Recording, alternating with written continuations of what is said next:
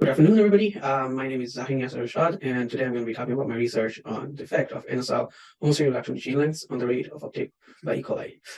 To start with, we're going to discuss what homosexual lactones are. So homosexual lactones are technically just a class of autoinducers, just like humans talk, bacteria talk to, but their means of communication is sending out signals. And these signals set up by compounds are essentially what my compounds are, homosexual lactones. This homosexual lactone is more essentially used by gram-negative bacteria, and this entire process of letting other bacteria change their behavior according to the chemical that is being provided or secreted is called quorum sensing. As we can see, at a low cell density surrounding, individual behavior is just bleak, but releasing chemicals and letting other bacterial cells know that you probably want to reproduce or secrete a specific type of compound, that can induce a different sort of impact on bacterial cell populations and so on, as we can see in the high cell density versus the low cell density regions. So as a part of our ACT lab, we were asked to design a project that had three main parts: our synthesis, our quantitative, and our kinetic sections. My bad, I'll learn to talk someday. We started with our L-methionine, and this L-methionine would lead us to make our enantiomer of homosexual lactone, which is a primary player of bacterial communication or quorum sensing. So we wanted to test for three different chain lengths of homosexual lactones, and we wanted to see which chain length gets taken up by bacteria quicker.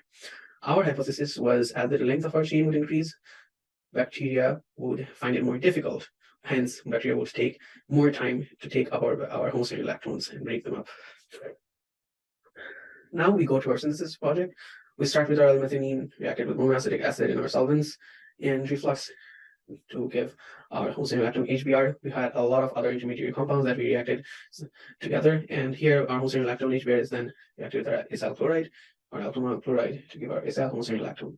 Now, the synthesis part, as a sophomore who's never done research before, our synthesis part took an insane amount of time, mostly because of the unfit schedule. But then again, by the end of our synthesis, we were successful because we could give an overall yield of over 50% for our acyl homosexual lactone right here. Moving on to our kinetic and quantitative study. One thing about our kinetic and quantitative study is our quantitative study required us to come up with a natural source of our synthesized compound, a natural source of synthesized compound where we can test how much of it is present in nature. Now, the funny thing about AHL is we would not be able to see AHL in good amounts, in reasonable amounts between bacteria because of how low its proportions or its amounts are without spiking it. And spiking releases an entire different ballgame. So despite our enthusiasm towards going to that Pandora's box, we tried not to open this microbiological sector and instead stick to chemistry. I did explore one other possibility, and that was instead of looking for our synthesized compound, we would look for a different compound, which means we would use AHLs as stressors and see how the bacterial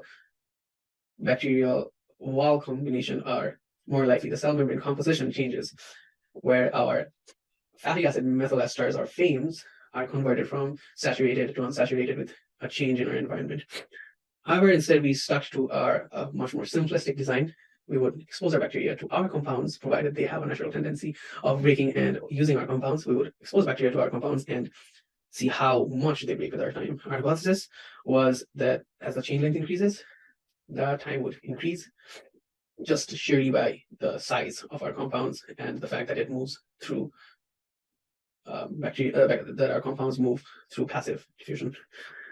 Now, so we started with making a calibration curve with our standards, and then we started exposing our E. coli to standardized volumes of homosexual lactones after growing them in nutrient broth. So as you can see, there are like 6 aliquots right here. After we have maxed out our E. coli in each of those aliquots, we expose at around 250 ppm of our E. coli into each of these. And now, remember, these are unexplored parts of our research. We are about to step into these over the next couple of weeks. And what we plan to do, in a sense, is we want our bacteria to break down our compounds over 24, 48, 72, 96, and 120 hours. And then after each of those time slots are covered, say after 24 hours, we freeze our first test tube. After 48, we freeze our second, third, after 72, on and on. What would happen in senses after all those times, we would centrifuge, we would extract our bacteria, and then we would put that in our GCMS to look for our compounds. Looking for our compounds or characterization would be kind of simple because our compounds have previously been synthesized before by another lab in our university, and provided we have the guidance and the experience, we would be able to follow papers that have already separated C4 to C14 homostering lactones. And we would be able to use those experiences to separate our C4, C6, and C8 homostering lactones after we have exposed them to our bacteria.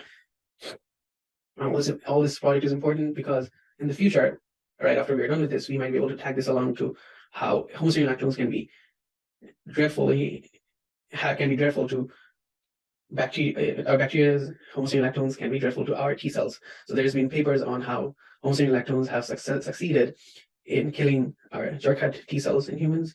And in our future studies, we can look forward to see how specific homostering lactones would impact specific T cells in our body. And that can help us see how different sorts of bacteria might be able to attack us potentially in the future.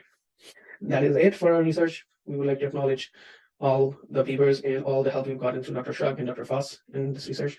With that, I would like to conclude.